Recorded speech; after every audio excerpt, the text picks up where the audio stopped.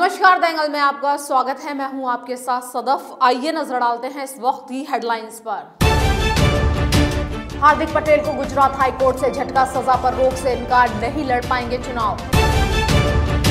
हरियाणा में राहुल गांधी ने प्रधानमंत्री पर बोला हमला, कहा नोटबंदी से छोटे दुकानदारों से लेकर आम आदमी को हुई परेशानी। वैभव गहलोत को जोधपुर से टिकट मिलने पर कार्यकर्ता में खुशी, बधाई देने वालों का लगा तांता, ज्योति खंडेलवाल ने किया जीत का दावा। और राजस्थान विश्वविद्यालय में कुलपति को हटाने की मांग को लेकर एनएसयूआई ने किया हंगामा, कुलपति पर लगाया धांधली का आरोप। लोकसभा चुनाव 2019 के लिए तैयारियां कर रहे हार्दिक पटेल को गुजरात हाईकोर्ट से बड़ा झटका लगा है।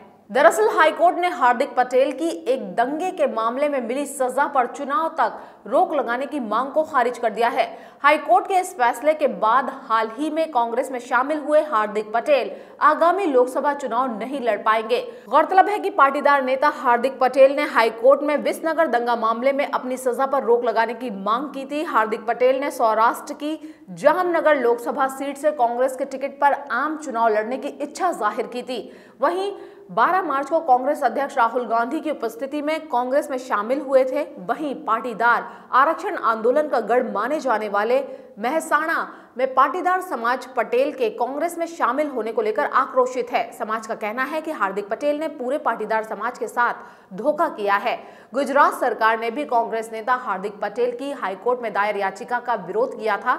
सरकार ने तस्वीरों के रूप में मौजूद साक्ष्यों और दस्तावेज पेश किए, जिससे यह सिद्ध होता है कि घटना के दौरान वे वहां मौजूद थे।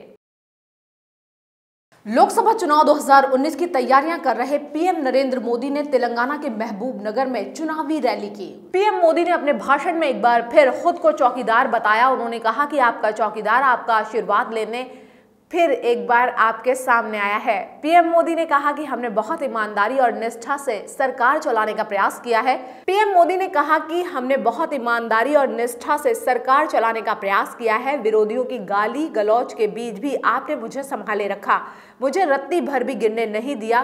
प्रधानमंत्री ने कहा कि विकास के ऐसे अनेक काम इन 60 महीनों में किए गए हैं जो दशकों से अटके और लटके हुए थे। देश की रक्षा और सुरक्षा से लेकर माता और बहनों के लिए बड़े फैसले लेने के लिए कोई कसर नहीं छोड़ी। आप नए भारत के लिए वोट डालेंगे। आज मैं कह सकता हूं, दुनिया भारत की बुलंद आवाज को दुनिया सुन रही है, पहचान रही है। चौकीदार चोर है के नारों के बीच कांग्रेस अध्यक्ष राहुल गांधी ने कहा कि पीएम मोदी के सारे वादे झूठे हैं। कांग्रेस अध्यक्ष ने कहा कि 15 लाख प्रत्येक के खाते में दिए जाने की बात झूठी थी। नोटबंदी कर छोटे दुकानदारों को परेशान कर दिया और आम लोगों को सड़कों पर ला दिया। हरियाणा के यमुनानगर में आयोजित चुनावी रैली में राहुल गांधी ने आय गारंटी योजना का जिक्र किया और कहा कि कांग्रेस की सरकार बनी तो देश के गरीब को, जिनकी आय प्रति माह 12,000 रुपए से कम है, ऐसे सभी परिवारों के खाते में 72,000 रुपए सालाना देने का इंतजाम करेगी। राहुल गांधी ने कहा कि बीजेपी ने छोटे दुकानदारों, किसानों को कष्ट देने का काम किया है और हम उनके लिए न्याय योजना लाएंगे। उन्होंने कहा कि Modi ji startup India, make in India जहां भी बात करते हैं इसी की बात करते हैं, लेकिन उन्होंने युवाओं के 30,000 करोड़ रुपए छीनकर अनिल अंबानी के बैंक में डाल दिए। राहुल गांधी ने कहा कि मोदी जी कहते हैं मुझे प्रधानमंत्री मत बनाओ, मुझे चौकीदार बनाओ। अब कहते हैं हम सब चौकीदार हैं। उन्होंने कहा कि हिंदुस्तान के चौकीदार ईमानदार हैं, आप बाकियों को चोर मत बनाओ। आप हिंदुस्तान के चौकीदार को चोर मत बनाओ। राहुल गांधी ने लोगों से पूछा कि नोटबंदी से फायदा हुआ या नुकसान। उत्तर प्रदेश में चुनावी जंग पर निकली कांग्रेस महासचिव प्रियंका गांधी ने अयोध्या में मोदी सरकार पर जोरदार हमला बोला। उन्होंने कहा कि 5 साल तक दुनिया भर के नेताओं के गले लगने वाले प्रधानमंत्री नरेंद्र मोदी के पास अपने लोगों से गले मिलने का समय नहीं रहा। पीएम मोदी अपने ही संसदीय क्षेत्र वाराणसी के गांव में लोगों से मिलने नहीं गए। प्रियंका ने वोटरों से कहा कि मुझे आपसे शिकायत है, नेता जब आपके पास आए तो उसे आपसे घबराहट होनी चाहिए, ना कि आपको। इसलिए आज नेता जनता की परवाह नहीं करते। प्रियंका ने कहा कि बीजेपी सरकार जनता विरोधी, किसान विरोधी और नौजवान विरोधी सरकार है। ये काम नहीं करना चाहती है और आपकी आवाज भी नहीं सुनना चाहती। इस सरकार का दिल केवल उद्योगपतियों के लिए है और नौजवान अगर आवाज उठाते हैं तो उनको लाठियां खाने को मिलती हैं। उन्होंने कहा कि बीजेपी के शासन में बेरोजगारों पर लाठियां बरसाई गईं। वाराणसी गई तो वहां लोगों से पूछा कि विकास हुआ है, तो वहां के लोगों ने कहा कि केवल दिखावे का विकास हुआ है। 5 साल के कार्यकाल में पीएम मोदी वाराणसी के एक भी गांव में कभी नहीं गए। बिहार में राष्ट्रीय जनता दल और कांग्रेस के बीच सीटों के बंटवारे को लेकर चल रहा विवाद सुलझ गया है। पटना में एक साझा प्रेस कॉन्फ्रेंस के दौरान आरजेडी नेता तेजस्वी यादव ने लोकसभा सीटों को लेकर हिस्सेदारी का ऐलान किया। सीट शेयरिंग के फॉर्मूले के तहत सुपौल और पटना साहिब लोकसभा सीट कांग्रेस के खाते में आई है। वहीं पाटलिपुत्र, दरभंगा, सारण और बेगूसराय सीट आरजेडी के हिस्से में गई हैं। इसके साथ ही सिवान, महाराजगंज, बक्सर, जहानाबाद और गोपालगंज सीट भी लालू प्रसाद यादव की पार्टी आरजेडी के पास आई है। प्रेस कॉन्फ्रेंस के दौरान तेजस्वी यादव ने कहा, महागठबंधन अटूट है और हमने पहले भी कहा है कि एक महागठबंधन जनता के दिलों का गठबंधन है। आने वाली लड़ाई संविधान बचाने की है, लोकतंत्र को बचाने की है। न्याय और अन्याय, सच और झूठ की लड़ाई है। 2 चरण के उम्मीदवारों की घोषणा पहले ही कर दी है। तेजस्वी ने इस दौरान बाकी के 5 चरणों की सीटों पर पार्टीवार सीट शेयरिंग का ऐलान किया। भाजपा ने समझौता विस्फोट मामले में अदालत के फैसले के बाद कांग्रेस पर जमकर निशाना साधा। पार्टी ने कहा कि राजनीतिक लाभ के लिए फर्जी थ्योरी बनाने और हिंदू आतंकवाद कहकर पूरे हिंदू समाज को कलंकित करने के लिए कांग्रेस को पूरे समाज से माफी मांगनी चाहिए। भाजपा ने यह टिप्पणी स्वामी असीमानंद और 3 अन्य आरोपियों को विश्वसनीय और स्वीकार्य साक्ष्य की कमी के चलते बरी करने वाली अदालत की टिप्पणी के बाद किया। वित्त मंत्री एवं भाजपा के वरिष्ठ नेता अरुण जेटली ने संवाददाताओं से कहा कि सप्रंग और कांग्रेस के कार्यकाल में जब कोई सबूत नहीं था तब हिंदू आतंकवाद कहकर हिंदू समाज को कलंकित करना इतिहास में पहली बार हुआ। उन्होंने आरोप लगाया कि इस तरह के 3-4 मुकदमे बनाए गए जिसमें से एक भी ठीक नहीं पाया। जेटली ने आरोप लगाया, राजनीतिक लाभ लेने के लिए कांग्रेस ने फर्जी थ्योरी बनाई और हिंदू आतंकवाद कहकर पूरे हिंदू समाज को कलंकित किया। उन्होंने कहा कि लोग इसके लिए कांग्रेस को कभी माफ नहीं करेंगे। भाजपा नेता ने कहा कि कांग्रेस को पूरे समाज से माफी मांगनी चाहिए। ममता बनर्जी बनाम सीबीआई विवाद मामले में सुप्रीम कोर्ट ने एयरटेल और वोडाफोन को नोटिस जारी कर जवाब मांगा है। दरअसल सीबीआई ने सुप्रीम कोर्ट में अर्जी दायर कर दोनों टेलीकॉम कंपनियों पर घोटाले से जुड़े लोगों का कॉल डेटा रिकॉर्ड उपलब्ध न कराने और जांच में सहयोग न करने का आरोप लगाया है। सीबीआई का कहना है कि इससे जांच आगे बढ़ाने में दिक्कत आ रही है। मामले की अगली सुनवाई 8 अप्रैल को होगी। इससे पहले सुप्रीम कोर्ट ने पश्चिम बंगाल के chief secretary Malay Dey DGP Virendra Kumar के खिलाफ अदालत की अवमानना के मामले को बंद करने से इनकार कर दिया था। सीबीआई ने कोलकाता पुलिस कमिश्नर राजीव कुमार से पूछताछ के बाद स्टेटस रिपोर्ट दाखिल की थी। सुप्रीम कोर्ट ने कहा था कि राजीव कुमार के खिलाफ सीबीआई की स्टेटस रिपोर्ट में किए खुलासे बहुत गंभीर हैं, लेकिन चूंकि रिपोर्ट सीलबंद कवर में है लिहाजा कोर्ट के लिए कोई आदेश करना सही नहीं रहेगा। कोर्ट ने सीबीआई को 10 दिनों के अंदर उचित एप्लीकेशन दायर करने को कहा था। कोर्ट ने राजीव कुमार को 10 दिनों के अंदर सीबीआई की अर्जी पर जवाब देने को कहा था। कोर्ट ने कहा था कि हम कोई अंतिम राय बनाने से पहले दोनों पक्षों को सुनेंगे। कांग्रेस ने लोकसभा चुनाव के लिए राजस्थान के लिए अपने 19 प्रत्याशियों की घोषणा कर दी है। कांग्रेस ने जोधपुर से सीएम अशोक गहलोत के बेटे वैभव गहलोत को मौका दिया है। जोधपुर में वैभव गहलोत के सामने मौजूदा मंत्री गजेंद्र सिंह शेखावत हैं। ऐसे में शेखावत से पार पाना वैभव के लिए बड़ी चुनौती होगी। वहीं वैभव को जोधपुर से प्रत्याशी बनाए जाने के बाद उनके जयपुर आवास पर उन्हें बधाई देने वालों का तांता लगा रहा। बड़ी संख्या में कांग्रेसी कार्यकर्ताओं और उनके समर्थकों ने उन्हें बधाई दी।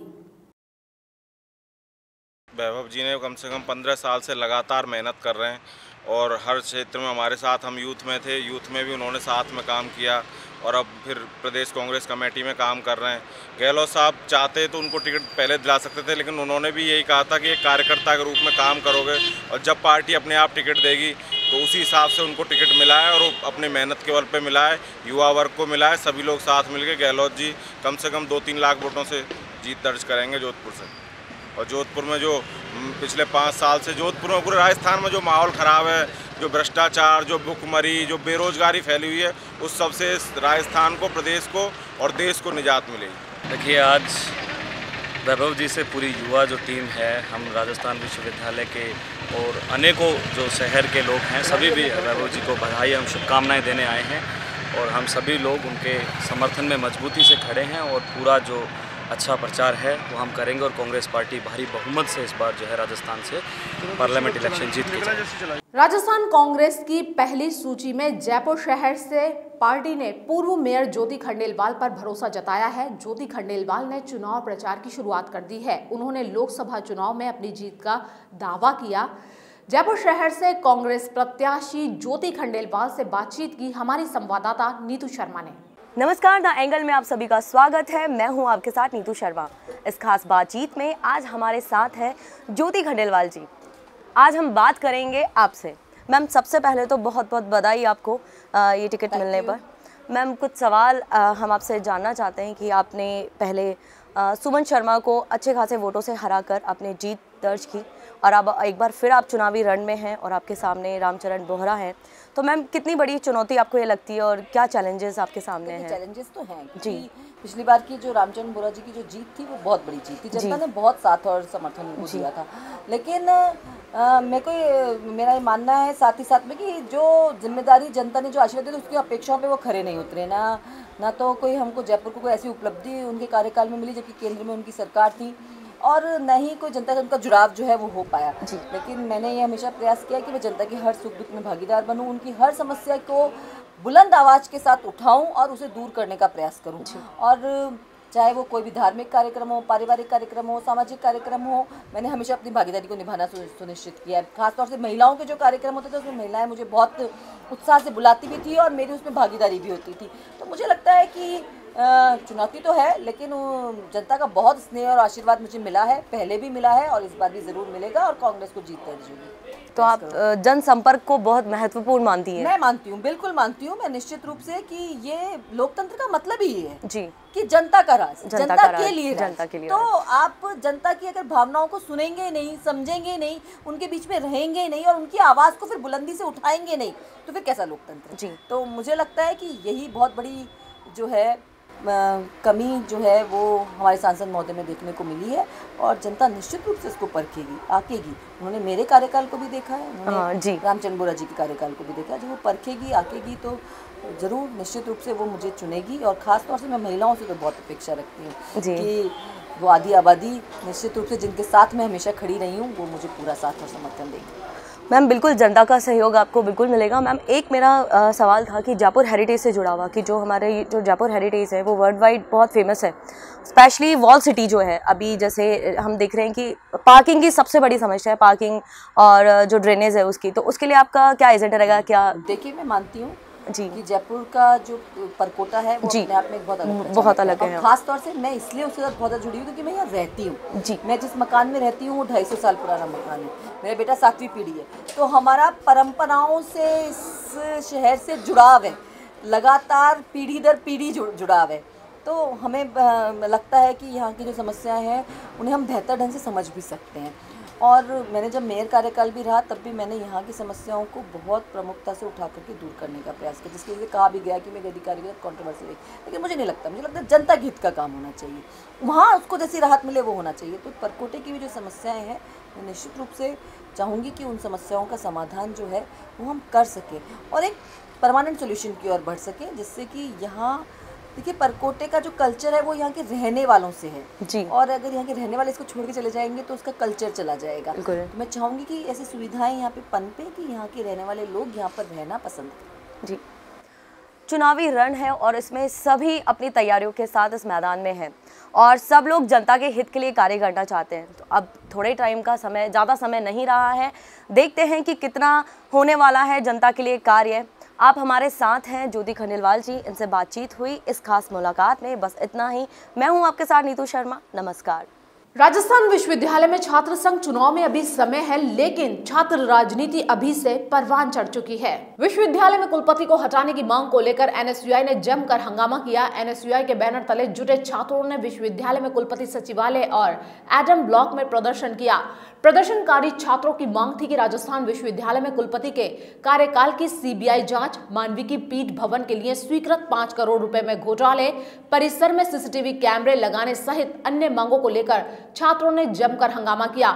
इस दौरान विश्वविद्यालय में काफी अफरा तफरी का माहौल रहा। हमारी जब सभी की जो मांगे हैं, जो भी भ्रष्टाचार हुआ है यूनिवर्सिटी में, इसकी निष्पक्ष सीबीआई जांच चाहिए। हमें जो भी घोटाला हुआ है, चाहे फर्नीचर का हो, चाहे एलडीसी भर्ती की हो, चाहे रोस्टर प्रणाली हो, जो भी और मापदंड है, इसकी पूरी सीबीआई जांच होनी चाहिए, निष्पक्ष जांच होनी चाहिए। नहीं हमारा युवा पीढ़ी, हमारे भाई बहन है जो पढ़ रहे हैं विश्वविद्यालय के अंदर, जिनके इतने सपने बना रखे हैं, गरीब किसान बेचारा भेज रहा है, उनकी आस, उनको जब सुनते हैं भ्रष्टाचार हो रहा है तो उनके ऊपर क्या गुजरेगी। वो कल ने आईएएस बनेगा, आईपीएस बनेगा, अधिकारी डॉक्टर बनेगा, तो वो ये नहीं चाह रहा भाई, सिस्टम से लड़ना चाहते हैं। इस सिस्टम में कभी निष्पक्ष जांच होनी चाहिए और कभी ऐसा कोई भेदभाव नहीं होना चाहिए।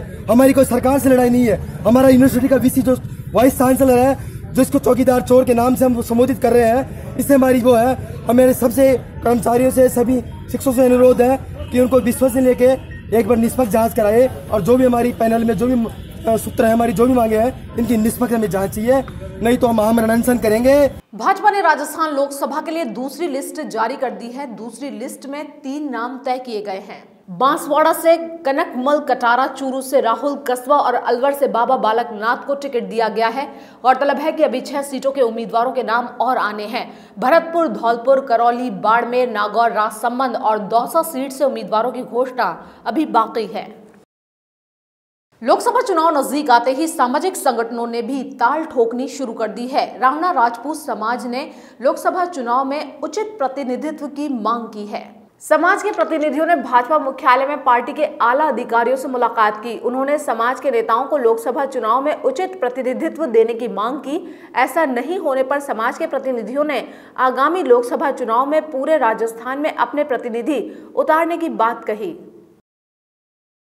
हम लोग रावणा राजपूत समाज के पूरे प्रदेश से जो हमारी कोर कमेटी के मेंबर हैं, जो जनप्रतिनिधि भी हैं, सब मिलकर के आए और पार्टी के प्रदेश अध्यक्ष जी हैं मदन लाल जी सैनी, इनसे मुलाकात करी और भाई साहब से मांग करी कि राजस्थान में हमको एक सीट चाहिए, हमारे समाज को आप आशीर्वाद दिलाएं। एक सीट विधानसभा में आपने दी थी, तो उस सीट को भी पूरे समाज ने एक होकर के 36 जात के चरणों में धोख दे करके उस सीट को निकलवाई थी और जीत के हम लोग आए। और हमने एक मांग करी कि लोकसभा सीट में भी, जहाँ राजसमंद की सीट है, वहाँ सभी प्रत्याशी बाहरी हैं भारतीय जनता पार्टी के, तो हमने ये मांग करी कि जब बाहरी को देना है तो हमारी समाज को दो। रणजीत सिंह जी सोडाला जो हमारे प्रदेश अध्यक्ष हैं समाज के, उनका बिजनेस भी वहाँ राजसमंद में है और हमने मांग करी भी पूरा समाज एक है।